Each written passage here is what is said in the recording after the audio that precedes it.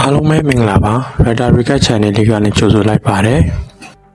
ဒီနေ့တင်ဆက်ပေးမယ့် Writer လေးကတော့ Kamen Rider Black ပဲဖြစ်ပါတယ်ဇန်လန်းဆာမှာတော့ခေါကူနီရဲ့ရုံးခန်းကိုလိုက်ပြထားပါတယ်ရုံးခန်းထဲမှာတော့ဝတ်ယုံဖြူနဲ့မိတ်ဆာ၃ယောက်ဟာ Shadow Moon ဆိုတဲ့စိုင်ဘောဖောင်ပြောင်းထားတဲ့ Nobuhiko ကိုကြည့်နေရပဲဖြစ်ပါတယ်Nobuhiko ဟာအနှံကောင်လိုအတောင်မပေါက်သေးတဲ့အတွက်ဖန်ပေါင်းကြောင်ထဲမှာဥထားတာပဲဖြစ်ပါတယ်။ခေါကွန်ရဲ့ဆိုရ Century King ဟာသူ့ရဲ့နောက်ဆက်တွဲ generation ရဲ့ဖြစ် Black Sun နဲ့ Shadow Moon ကိုထားခဲ့ချင်တာပဲဖြစ်ပါတယ်။ဒါပေမဲ့ Black Sun ကတော့မအောင်မြင်တဲ့အပြင်သူတို့ဆွဲဆွားနဲ့ပဲသူတို့ကိုပြန်ပြီးဒုက္ခပေးနေလို့သူတို့လည်းခေါင်းချောက်နေခဲ့ပါတယ်။အဲ့ဒါနဲ့ဝေးုံဖြူတွေလည်း Black Sun ကိုဘလို့နီးနဲ့တက်ရမလဲစဉ်းစားနေကြပါတော့တယ်။နောက်ဆုံးမှာတော့ Black Sun ကိုတက်ဖို့အတွက်အမြင်ကောင် mutant ကိုနှိုးထားစေခဲ့ပါတယ်။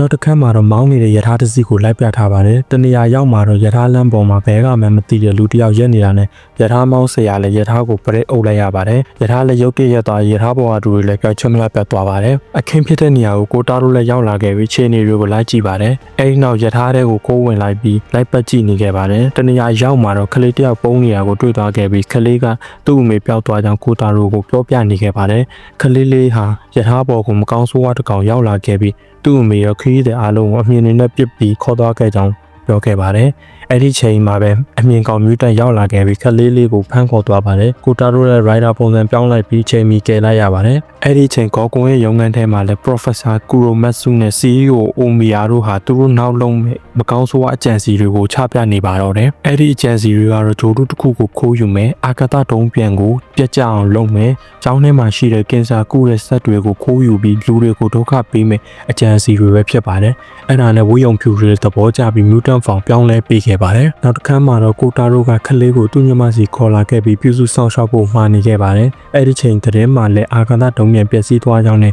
ဂျိုတုတစ်ခုဟာကိုးခံလိုက်ရကြောင်းပြောနေခဲ့ပါတယ်။ကိုတာရိုလည်းခေါ်ကိုနေဘာတွေကြံစီနေမှမသိဖြစ်နေခဲ့ပါတယ်။အဲ့ဒီချိန်အမြင်ကောင် mutant လည်းကျောင်းမှာရှိတဲ့ကင်ဆာကုတဲ့စက်ကိုခိုးယူသွားခဲ့ပါတယ်။အဲ့ဒီချိန်ကိုတာရိုလည်းစုံစမ်းမှုတွေလုပ်ဖို့ဆိုင်ကယ်နဲ့ထွက်လာချိန်လမ်းမှာအမြင်ကောင် mutant ရဲ့လက်ချက်နဲ့လူတွေလည်းတွဲတောင်းဖြစ်နေခဲ့ပါတယ်။ကိုတာရိုလည်းတွဲတောင်းဖြစ်နေတဲ့လူတွေအားလုံးကိုကယ်ပြီးဂေါကွန်ရဲ့ရုံးခန်းရှိတဲ့နေရာကိုမှန်ပြီးထွက်လာခဲ့ပါတယ်။အဲဒီနောက်မှာဂေါကွန်ရဲ့ရုံးခန်းထဲကိုရောက်ရှိလာခဲ့ပါတယ်။ကိုတာရိုလည်းရောက်လာတဲ့ချိန်ဝေယုံဖြူတယောက်ကအသက်ဆောင်နေခဲ့ပြီးဒါဟာသူတို့ရဲ့စတူဒီယိုတစ်ခုဖြစ်ကြောင်းဒီထဲမှာကြီးမားတဲ့ရုပ်ထုတွေဖန်တီးနေရဖြစ်ကြောင်းလူသားမျိုးနွယ်စုရဲ့အဆုံးသတ်ကိုရောက်ပြီးဖြစ်ကြောင်းကိုတာရိုကိုရှင်းပြနေခဲ့ပါတယ်။အဲဒီနောက်မှာသူတို့ဖန်ဆီးထားတဲ့လူတွေကိုထုတ်ဖော်ပြခဲ့ပါတယ်။အဲဒီလူတွေကိုအမြင်နဲ့ဖန်ဆီးထားတာဖြစ်ပြီးအမြင်တွေကြောင့်တချို့ဆိုခဲတောင်းနေခဲ့ပြီးဖြစ်ပါတယ်။ကိုတာရိုလည်းတွားခဲ့မယ်လုံးမှာအမြင်ကောင်မြူတန်ကရောက်ချလာခဲ့ပြီးတားဆီးခဲ့ပါတယ်။အဲဒီလိုနဲ့ဝေးုံဖြူနဲ့မြူတန်ကတစ်ဖက်ကိုတာရိုကတစ်ဖက်စတင်တိုက်ခိုက်ကြပါတယ်။ဒီပုံစံနဲ့ဆိုမနိုင်ဘူးဆိုတာသိတဲ့ကိုတာရိုလည်း Kamen Rider Black ပုံစံကိုပြောင်းလဲလိုက်ပါတယ်။နှစ်ယောက်တယောက်ဖြစ်နေပေမဲ့ Rider ကိုမရှင်းနိုင်တာကြောင့်ဝေးုံဖြူလည်းထွက်ပြေးသွားခဲ့ပါတယ်။အဲဒီနောက်မှာကိုတာရိုလည်းအမြင်ကောင်မြူတန်ကို Rider တို့ရဲ့ထုံးစံတိုင်း Rider Punch